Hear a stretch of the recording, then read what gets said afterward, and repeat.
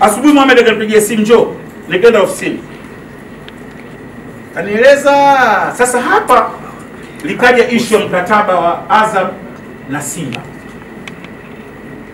Kwanza ngoja nimalizie hili sakata la hujuma. Mohamed akamwita askari ambaye sijui ni mlinzi wake, sijui Allahu aalam, sitaki nimuingize katika mtihani. Tuonyeshe Haji namna gani na hujuma. Yule bwana akatoa simu yake akaanaonyesha imeandikwa jina langu pale. Saa 3 usiku ulionekana ulisomeka mnara wa Posta, saa 5 ulisomeka mnara wa Vijibweni. Wakati huo saa 5 mnara wa Vijibweni mimi nimelala niko chini na Naida. Nikamwambia sasa akili tu karibu ngoja niangalie tarehe. Maana ukifanya hivi unafanya. Nimeshika simu nikamwambia mbona hii tarehe 7? Unajua hapo wakanipora ile simu. Nikamwambia look guys, hii sinema mmenichezea. Na kisa ni mkataba wa Azam. Mmenitafutia sinema mpya ya kwamba na hujuma. Hamna jambo la hujuma. Mbona tarehe 7 lete hiyo simu hataki. Lakini kama ulionekana uko Temeke, akanibadilishia. Akamwambia sikuwa Temeke mimi. Akamwambia sasa hapa haiwezekani. Maana yake muombe sasa kachama. Alafu nimeona na namba nyingine pale za watu wa Simba wote nao wanafuatiliwa. Lakini nikamuuliza Mohamed, wewe ni nani? Ni polisi? Ni cybercrime? Ni kitengo cha usalama? Jeshini ya polisi? Rights za kuwapekua kudukua mitandao ya watu unaipata wapi? Nani kakupa authority hiyo? Kwa sababu una pesa, nimwambia. Nilichachamaa kweli. Nikamwambia unadhulumu watu, unatumia pesa zako kudhulumu. Umepata wapi haki za kundukua mimi? Unaanzaje kufanya hivyo kumpeleleza mtu alafu kwa uongo? Kweli mimi na kibanda changu Kigamboni, kwa huo mara kwa mara nakijenga kule na kwenda Kigamboni. Wakwe zangu wanakaa Kigamboni. Yaani mimi kwenda Kigamboni siku hizi ni kama vile shehe na msikitini. Sasa wakwe zangu wako kule. Na mji wangu na utengeneza. Kwa hiyo haikuwa kwanza, ilikuwa ni tarehe 7 mara ya mwisho. Lakini nikauza hata kama ningekuwa kweli nimeonekana Posta hiyo siku. Nani kawapa rights hizo? Sasa yule afande pale akastuka pale. Makini sijui watafanyaje. Na sio mimi, wanaodukua watu wengi. Leo naona simu nyingi pale. Serikali naomba ilinde. Mimi jamani rofa.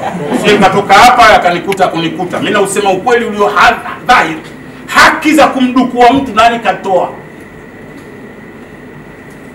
Barbara for mwaka mmoja alokaa. Kaondoka Hashimbaga kaambiwa kaduku. Kwanza yule Senzo aliambiwa na hujuma. Akaja Hashimbaga. Tulifika wafanyakazi kama 15 hivi au 16 wakati wa Senzo na Magoli. Nadhani 9 ama 10, mimi nadhani mtu wa 10. Baba katuondoa wote. Ameanza Hashimbaga akaekwa ndani. Mimi watatafuta sababu ya kumweka ndani. Nitasikia tutatafuta. Lakini Mungu yupo na serikali ipo. Hawezi. Kuna Allah Jalla Sha'nu na serikali chini ya Mama Samia. Hawezi kubali. Haki haiwezi kudhulumiwa. Nimetoka pale akafukuzwa Hashimbaga kwa ndani kaambiwa ameiba mafaili. Akaja kijana mmoja anaitwa Jacob, mnamfahamu, alikuwa msaidizi wangu kwenye press zangu. Huyu nilifanya naye kazi kwa muda mrefu, baadaye Senzo akampa mkataba. Hata hebu fikia hata walokuja baada yangu, personal assistant wangu, bodi iliridhia kwa mkataba, lakini sio Haji Manara. Atakuwa mkubwa kuliko Simba. Jacob alifika nani akaambiwa naye na hujumu. Yalla. Yule Chiko na manager wakafukuzwa. Chiko akarudishwa baadaye. Manager baada kuona huyu atatuta hela nyingi, huyu mjanja huyu. Huyu mjanja tumemfukuza wakamrudisha. Wanne hapo. George, director wa marketing. Mtu anejua kazi yake. Alikuwa akileta makampuni ya biashara pale Simba hawataki. Yadhamini Simba hawataki. Wakamsingizia eti kamtukana mwenyekiti. Kafukuzwa. 5. Baba huyu, mtu wangapi? 5. Kuna mzee anaitwa Mzee Matari. Toka mimi nakuwa yuko Simba. Kama mlikuwa mnaanza zamani pale Msimbazi, yule Mzee Matari anavaa suti hivi. Hakosi kuvaa suti. Nyani, yule mzee ana miaka zaidi ya 30 Simba. Hayupo. Sheikh Khalid hayupo. Hajanyuliwa. Haya, Kashembe. Yeye ndio founder, ndio mwandishi alikuwa katibu kwenye kamati ile ya tenda, ametengeneza mambo mengi kwa ajili ya transformation, naye kaambwa ana hujumu yalla. Kuna watu wawili wengine, kuna binti mmoja aitwa Rispa, maskini ya Mungu, akonaka maki kila siku watu kwa majungu huyo. Sasa hivi nasikia si yuko Serengeti, si yuko Tibiela, anakula nchi. Juzi mwanasheria wetu mmoja anayeona, na huyo mwanasheria anaitwa Michael Maina, ndio aliyofanya kila kitu, ndio mwandishi wa sheria wa mkataba hii, anajua vitu vingi. Siku moja mtafuteni, atakuelezeni mambo. Naye nyanyu 9 mimi wa 10 wote sasa tuna hujumu. Barbara ndio msafi kweli, naingia akilini. Yaani wewe katika kipindi, kwa sababu Barbara alifika mwaka toka mwingia Simba, wote hawa wabaya, wewe ndio mzuri tu. Wewe peke yako Barbara ndio clean, wewe peke yako. Hai, kaja sakata la ndugu zangu hasa. Nikamwambia Mohamed, unatukosea wana Simba. Yanga wamesign deal ya 2.4 billion. Wewe ile alizungumza juzi, nilisikia na wewe uliulizia ndugu yangu. Alisema atatoa hela. Ni hivi, mwezi wa kwanza mwaka huu Simba tarehe 5 mkataba nao, Simba kupitia CEO Barbara wamesign na Azam mkataba utoisha msimu 2022-23 wa shilingi milioni 385 kwa mwaka. Januari mwaka huu. Kashembe alisema mahali, lakini labda mlikuwa mjaielewa vizuri. Nikasema hauli wa zamani, hapana, huu umesainiwa Januari mwaka huu na Barbara ndo kasaini kama CEO mwaka huu. Tumefika mwezi huu wa 5 wa 6, Azam wakawata kuingia dili yao na TFF. Dili ya TFF na club zote na bodi ya ligi. Hivi ule mkataba bilioni ngapi? 225. Ndugu zangu, bilioni 225.6. Hajafanya kampuni yoyote Afrika Mashariki na ya Kati kwenye uwekezaji kwenye mpira TV rights.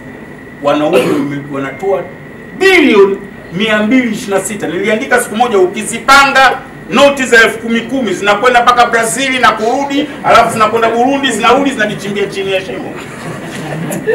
Sio hela mchezo. Sasa baada ya ule mkataba, watu wa Simba wakasema hatuwezi kupewa sawa sisi na watu wa Yanga. Barbara akawapigia simu watu wa Azam. Watu wa Yanga ambao wanaitwa sasa hivi wao ni wadogo sana kuliko Simba. Baba, haiwezekani, lazima tukae na Azam, sisi hatuwezi kupewa sawa na Simba. Ghalib Hersi, viongozi wa Simba akiongozwa na Barbara, wakakaa vikao vitatu. Wengine walikaa na CEO wa Azam deputy, wengine wakakaa na mkurugenzi mwenye mzigo.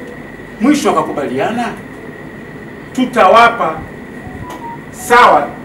kwenye Simba TV ile kipindi chao rights za kuonyesha zile mechi.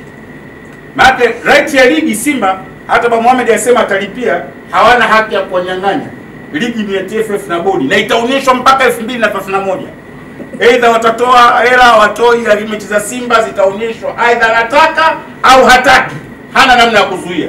Ligi zote zile Azam ni rights zao, wameweka favor, hawajaweka maneno, hawajaweka porojo, wameweka mzigo. Kilichotokea bana, yule muungwana sema sawa, mimi nitaongezea katika Simba TV na Yanga TV, nitawapa bilioni 2.4 kwa mwaka, lakini tutakuwa na nyongeza. Kwa mkataba Yanga walisaini bei gani? Bilioni karibu 34 wa miaka 10. Imagine ndugu zangu. Unajua kilichotokea? Usiwashakubaliana, tutaongezea kupoa mkataba nini fresh. Kwenda kule bwana mkubwa akakataa. Azam watakuwa wakubwa sana, wanatunyonya. Kwa nini watupe sawa sisi na Yanga? Mimi juzi kwenye mkutano wangu wa juzi na wa mwisho na Barbara, namuuliza Mohamed, wewe kama ungejua Simba ni kubwa kuliko Yanga, kwa nini Barbara ndio awaite viongozi wa Yanga wakae wajadili kwenda Azam? kama mnajua nyinyi ni wakubwa kuliko Yanga. Kwa nini mkuachukua IF? Nyinyi mkuachukua kwa sasa hivi. Nikamuta tena, mwezi wa kwanza mwaka huu tumesign deal sisi milioni 385. Kwa hiyo kutoka mwezi wa kwanza mpaka mwezi wa sita kutoka kuongezewa bilioni 2.4 mnaona ndogo? Yaani miezi sita wanaume wanaweka kutoka milioni 385 mpaka 2.4 bilioni. Wewe unataka kusema ndogo? Nikamwambia, nani anatoa hela ndogo? Wewe unatutangazia. Nikamuuliza, matangazo yako, maana juzi nimesikia nasema Simba hapati faida yoyote kama unapata Azam. Lakini jezi zetu simeziona jamaa. Kwani faida mfanya biashara nini? Au mmeona matangazo? Ndio watu wetu siku hizi bana. Kwa hiyo nataka kuuliza ile swali.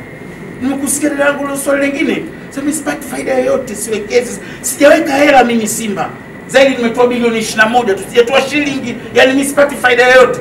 Lakini jezi imejaa mpaka foundation ipo kwenye jezi. Energy, Coca-Cola, maziwa, nini. Jezi imechafuka kama za klabu za Sudan. Leo unasemaje ufanye biashara? Unapata wapi nguvu ya kuongopea Watanzania zaidi ya milioni ngapi? Unaambia ufanye biashara. Sasa chuki yake kwa Azam ndio asili ya mimi kunitengezea mtego wa kwamba mimi nimehujumu. Chuki yake kwa Azam, hii GSM wanamtafutiaga sababu kwa sababu si mtu wa Yanga. Kwa hiyo ili waaminishe washabiki lazima awekwe GSM mbele. Lakini chuki yake ni kwa Azam. Amekataa deal kubwa, alafu anasema atatuongezea. Hebu nimalizie. Atasema mimi sikubali, akasema nitachukua natoa mimi. Unatoa katika ipi? Maana sasa hivi umesema ushatoa bilioni 21, si ndio? Kwa hiyo sasa utatoa nyingine, kwa hiyo mwakani kutakuwa kila siku naongezeka. Umeelewa nini? Unatoa katika ipi? Ni deni? Yaani tuache hela halali ambayo sio deni. Bwana Mohamed atuongezee huku tuwe na deni, sio? Simba tusikubali. Msikubali kudanganywa. Bilioni 21 aliyotoa ni deni. Kwanza hata hiyo deni hivi jamani, nilipewa kodi. Lakini la pili, kuna minutes za kikao zilizoidhinisha mkopo ule wa bilioni 21. Wanaweza katoa bodi ilikubali ule mkopo. Hii Simba ya watu. Sasa mimi nimesema nimalizie kwa kuwashukuru tena. Nimeweka akiba mengine nao mengi. Kwa sababu najua watalipuka.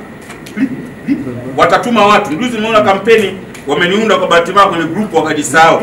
Kumbe kuna group limeundwa mahsusi kwa ajili ya kumunfollow Haji. Jamani mimi si kupita mtu kwenye page yangu. Unfollow risk anatoa Mwenyezi Mungu. Hizo kampeni wanazofanya hazitadumu. Kwa sababu ya kudai haki yangu, nimeonewa, nimedhulumiwa, na waaga tena washabiki. Pale nilipoteleza, niendeleeni kulisamehe. Bibi Babra na Bwana Mohamed, nyie ndio ni Simba yenu, mnalolipanga nyie ndio linakuwa, na nyie mna ukaribu zaidi mpaka na mamlaka kubwa, kwa mtafanya jambo lolote. Mimi nawatakia kila la kheri.